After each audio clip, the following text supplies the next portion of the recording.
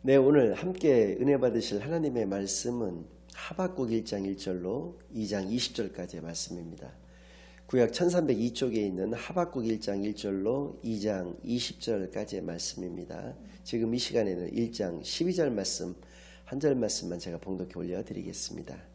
선지자가 이르되 여호와 나의 하나님 나의 거룩한 이시여 주께서는 만세전부터 계시지 아니하시니까 우리가 사망에 이르지 아니하리이다. 여호와여 주께서 심판하기 위하여 그들을 두셨나이다. 반석이시여 주께서 경계하기 위하여 그들을 세우셨나이다. 아멘.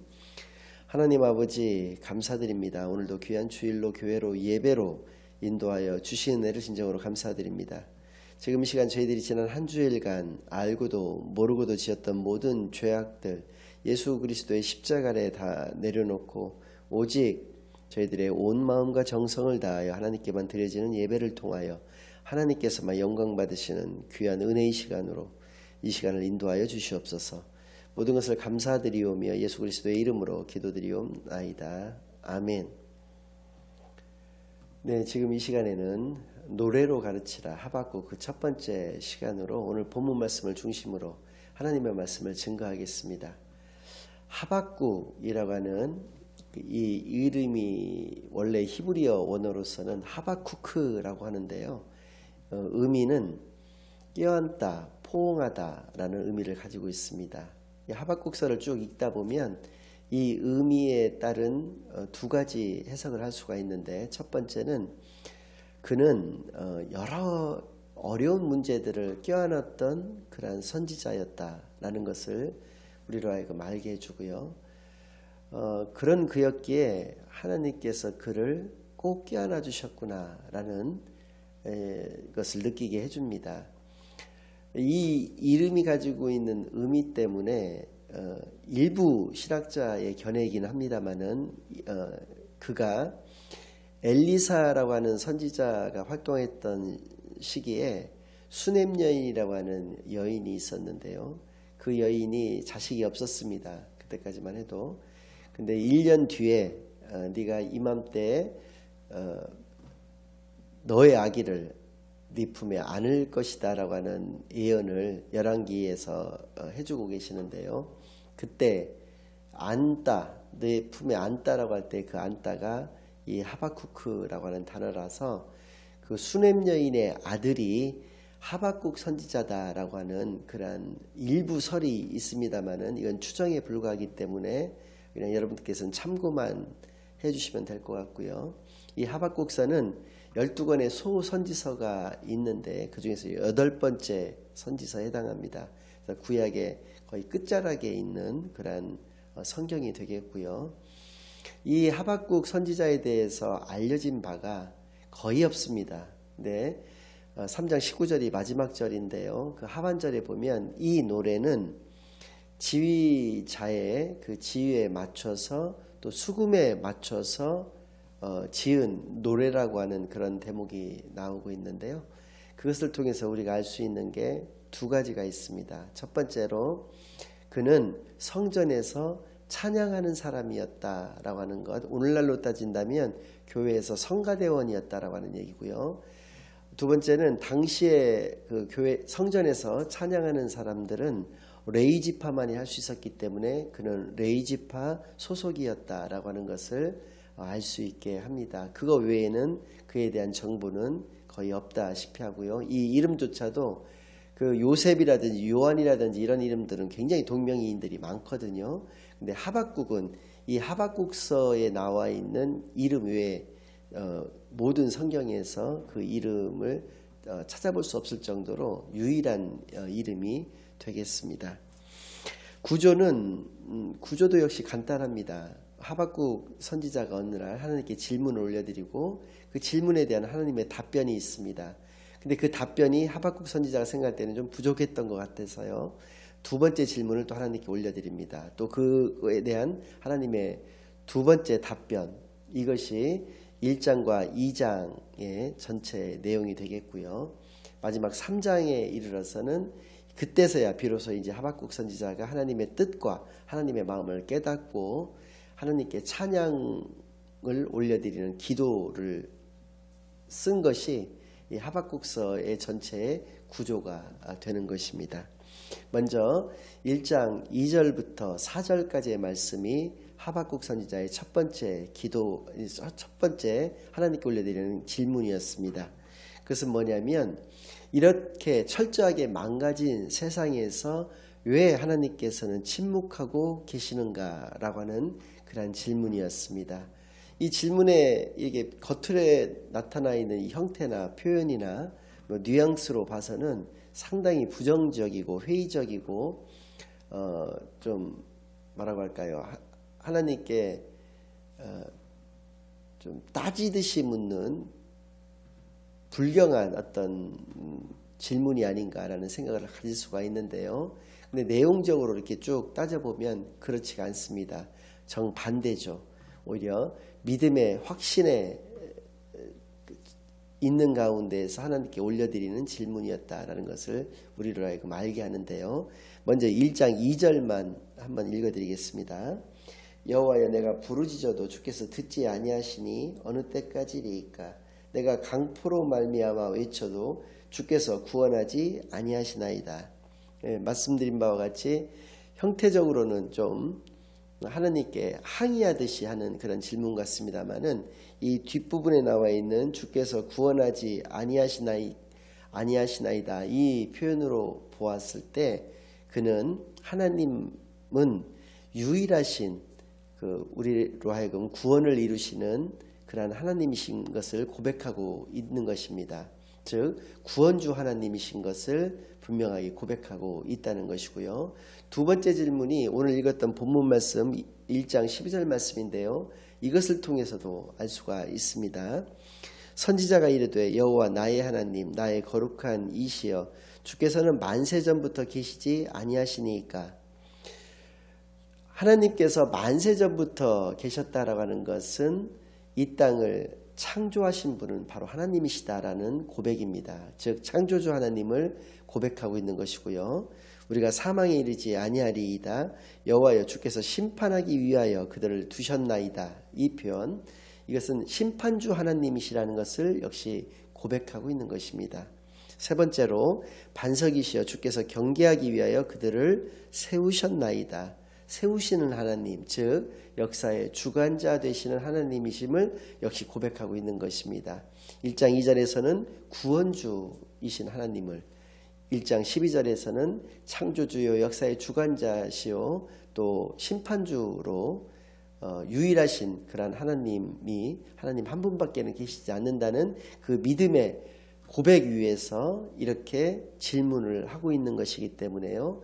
이것은 다시 표현한다면 굉장히 정직한 신앙의 자세를 가지고 있었다라는 것을 우리로 하여금 알 수 있게 합니다. 그래서 우리는 이것을 통해서 알 수 있는 것은 우리는 하나님께 질문을 드리는 자가 되어야 한다라는 것이죠.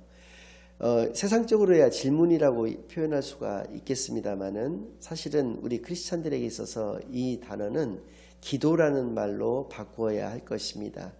기도라는 것은 하나님께 일방적으로 내 말을 막 쏟아내는 것이 아니라 하나님과 나와의 대화, 이것이 바로 기도라고 할 수 있는데요. 이 기도를 통해서 하나님의 뜻과 하나님의 마음을 우리가 분명하게 알게 된다는 것이죠. 하나님께서는 즉시로 우리에게 기도응답을 해주실 수가 있고요. 무응답으로 기도응답을 해주실 수가 있는 것입니다. 그리고 상당히 긴 시간에 걸쳐서 응답하여 주실 수 있다는 것이죠. 분명한 것은 하박국서를 통해서 우리가 느낄 수 있는 것은 하나님께서는 반드시 대답하여 주신다는 것입니다. 우리가 이런 믿음의 고백 위에서, 믿음의 바탕 위에서 하나님께 질문을 올려드렸을 때 그 질문에 대한 답변을 하나님께서는 반드시 해주시는 하나님이신 것을 우리가 알 수 있다는 것이고요. 그래서입니다. 우리는 질문하는 자가 되어야 한다라는 것을 이 말씀들을 통해서도 알 수가 있습니다. 그래서입니다. 1장 5절로부터 11절까지에서는 하나님께서 이 질문에 대한 답변을 주시는데요. 좀 정리를 하자면 이런 것입니다.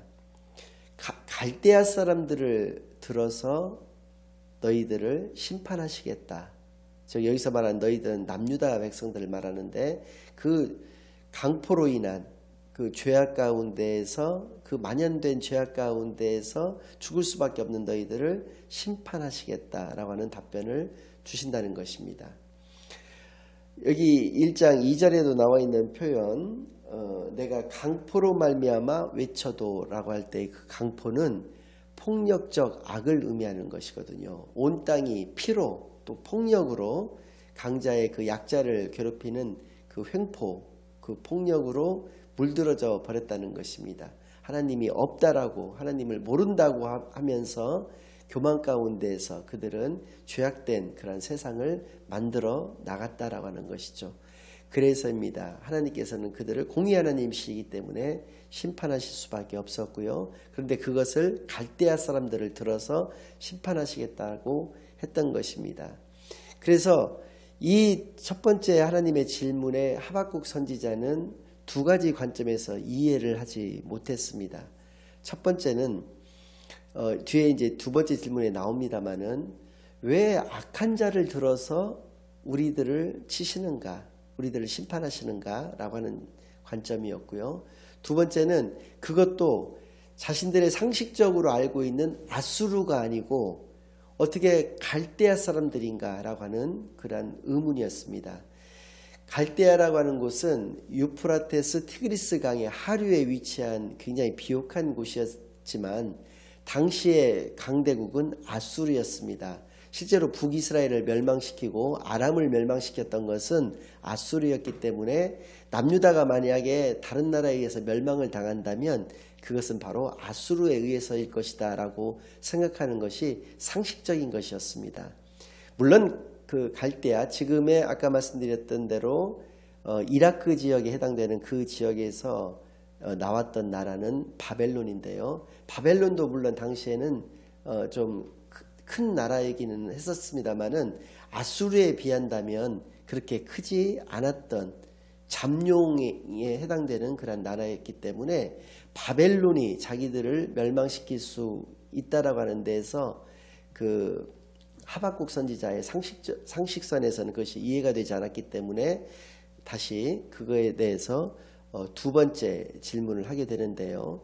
여기서 이 하나님의 답변 속에서 우리가 깨달을 수 있는 것은 악도 사용하시어서 하나님께서는 구원을 이루시는 분이시구나라는 것을 우리로 하여금 알 수 있게 합니다. 왜 그러셨느냐면 그것은 바로 우리가 하나님께로 돌아오게 하기 위해서 어떠한 방식이든 어떠한 시간표든 하나님께서 택하셔서 그렇게 하신다라고 하는 것을 우리가 알 수가 있는 것이죠. 즉 하나님이 하신다라고 하는 것입니다. 1장 12절로부터 17절까지는 두 번째 질문을 하나님께 올려드리고 있습니다. 방금 전에 말씀드린 바와 같이 하나님 앞에서 더 의로운 자를 택하셔서 그들을 도구로 사용하셔서 우리를 멸망시키셔야 되는 것이 아니겠느냐. 여기서 더 의로운 자라고 하는 표현은 뭐냐면 하나님은 그들을 죄인이라고 또 하박국 선지자도 자신들을 죄인이라고 생각하면서도 하나님의 백성이라고 하는 그 이유만으로 의인이라고들 생각을 했다는 것이죠. 그래서 더 의로운 자를 하나님께서 택하셔서 도구로 사용하셔서 멸망시키셔야 되는데 왜 저렇게 악하고 그것도 아수르가 더 악하다라고 하면 바벨론은 더 악한 나라라고 할 수 있는데 그들을 들어서 왜 멸망을 시키시느냐라는 질문을 드리고 있다는 것입니다. 그러니까 덜 악한 자를 우리가 악하다고 하면 덜 악한 자를 우리가 의롭다라고 한다면 더 의로운 자를 들어서 멸망시키셔야 되는데 반대로 하시기 때문에 자기 상식에 그렇게 질문을 하는 것이고요. 연이어서 어떤 식으로 질문하냐면 하나님이 아까 첫 번째 답변 속에 무자비한 어떤 멸망이 너희들을 기다리고 있다라고 말씀하셨기 때문에 악인을 통해서 그 악인이 무자비한 멸망을 시키는 것이 옳은 것인가 라고 하는 거를 연이어 이렇게 두 번째 질문으로 하게 됩니다. 이 말씀 때문에 하나님께서는 2장 1절로 20절까지 상당히 긴 내용으로 두 번째 답변을 해주시는데요. 이 답변의 내용을 오늘 말씀의 결론으로 삼겠습니다. 첫 번째는 2장 3절에 나와 있는 말씀인데요. 먼저 읽겠습니다.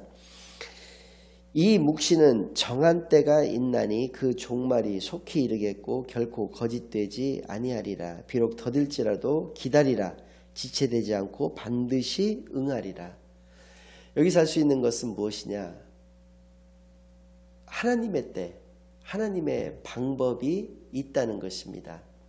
즉 우리들이 생각하는 시간, 우리들이 알 수 없고 이해할 수도 없는 그러한 하나님의 시간표, 하나님만의 시간표가 있다라고 하는 것을 우리로 하여금 알게 해 주십니다. 그래서입니다. 우리가 그것을 알게 되었을 때 우리가 택할 수 있는 신앙적 자세는 무엇이냐? 그것은 바로 기다리라고 하는 것입니다. 그래서입니다. 성령의 9가지 열매 중에서 중요한 그 부분을 차지하고 있는 것이 인내인데요. 하나님의 그 시간표를 아무도 알 수가 없습니다. 제자들이 세상의 끝날에 대해서도 또 하나님 나라가 이 땅에 도래되는 그 시점에 대해서 질문하였을 때 예수님께서도 분명히 말씀해 주시는 것은 하나님의 그 때와 그 정한 시기는 아무도 알 수 없다라고 분명히 말씀해 주셨기 때문에 하나님의 시간표는 우리들로서는 알 수가 없다는 것입니다. 알 수 없기 때문에 그날이 올 때까지 우리는 기다려야 한다라는 것을 알게 하여 주시는 것이죠. 두 번째는 2장 4절 말씀인데요. 보라 그의 마음은 교만하며 그 속에서 정직하지 못하나. 여기서 그는 바벨론을 의미하는 것입니다. 하나님이 도구로 택하신 그 바벨론조차도 교만하고 정직하지 못하다는 것이죠. 못하나 의인은 그의 믿음으로 말미암아 살리라 라고 말씀하고 계십니다. 그러니까 우리가 오직 무엇을 가지고 살아가야 되느냐 이 땅에서, 그것은 바로 믿음이다. 오직 믿음만을 가지고 살아가야 된다라는 것을 말씀하여 주셨다는 것이죠. 여기서 의인은 그의 믿음으로 말미암아 살리라, 이 말씀은 매우 중요한 말씀입니다. 왜 그러냐면 마르틴 루터에 의해서 처음으로 생겨난 그 종교개혁, 그 종교개혁의 모토가 되었던 것이 바로 이 말씀이었고요. 또 사도 바울의 신학의 어떤 정수라고 할까요? 그 뼈대를 이루고 있는 것이 바로 이 말씀이라는 것입니다. 로마서와 갈라디아서는 이 말씀을 바탕으로 만들어진 성경이고요. 또 사도 바울이 지으시지는 않았고 그 저자 미상으로 나와 있습니다마는 히브리서 역시도 이 사상을 바탕으로 이루어진 성경이 되겠습니다. 그래서입니다. 이 말씀은 매우 중요한 말씀이고 우리로 하여금 유일한 구원의 방법은 무엇이냐라고 하는 해답을 분명하게 주고 계시는데 그것은 바로 믿음이라는 것입니다. 이 믿음이 어떠한 것이었습니까? 당시에는 유일하신 하나님을 믿는 것, 그것이 믿음이었다면 신약에 와서, 즉 예수님께서 이 땅에 오신 이후로는 예수님이 우리의 구원자가 되시고 우리의 임마누엘이 되시고 또 하나님의 아들이 되시는 하나님이시라고 하는 것을 믿는 것, 그것이 바로 믿음이 되는 것입니다. 그런 믿음이 있을 때 우리는 행위로서가 아니라 그 믿음으로 말미암아 살게 된다라고 하는 것을 분명히 말씀해 주신 것이죠. 세 번째는 2장 14절 말씀인데요. 이는 물이 바다를 덮음같이 여호와의 영광을 인정하는 것이 세상에 가득함이니라.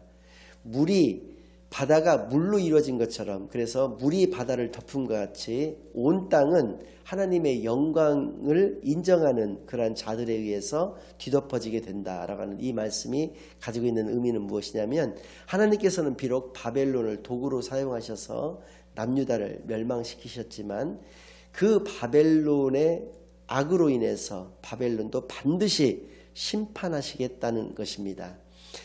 우리가 알 수 있는 건 뭐냐면 남유다를 멸망시키시기만을 위해서 바벨론을 들어서 남유다를 멸망시키셨다는 것이 아니라는 것이죠. 그것은 무엇이냐면 바벨론은 원래 악한 나라였습니다. 악한 민족들이었기 때문에 이들은 세계를 정복하고 피로 물들여서 다른 나라들을 다 종속시키고 또 멸망을 시키기 위해서 세력을 이렇게 확장을 해나갔다는 것이죠. 그 와중에 있었던 그 과정 속에 있었던 나라가 남유다였기 때문에 하나님께서는 그들의 손을 통해서 남유다를 멸망시키셨다는 것입니다. 즉 이 말을 바꿔서 얘기한다면 요나 시대의 니느웨 사람들처럼 그들이 온전하게 하나님께로 돌아왔다라고 한다면, 회개를 통해서 돌아왔다고 한다면, 남유다 백성들도 바벨론이 아무리 강성한들, 아무리 무섭다고 해도 이 남유다는 건들 수가 없었다는 것입니다. 하나님이 보호하시고 하나님이 지키시기 때문에 절대로 멸망시킬 수가 없었는데, 남유다가 멸망되었던 것은 그들의 죄악으로 말미암아서 멸망하게 되었다는 것이고요. 그러나 그럼에도 불구하고 하나님이 도구로 쓰셨지만 바벨론이 악을 행하였을 때에는 반드시 그것도 심판하시는 하나님이시라는 것, 그것을 온 세상 사람들이 다 알게 하신다는 것입니다. 정리를 한다면요, 하나님이 하신다는 것을 알게 하신다는 것이죠. 악인은 하나님께서 반드시 심판하시고 처리하신다는 것을 우리로 하여금 알게 하시는 것이 바로 이 2장 14절에 나와 있는 이 표현이 되는 것이고요. 그래서입니다. 나는 하나님의 일을 하면 되는 것입니다.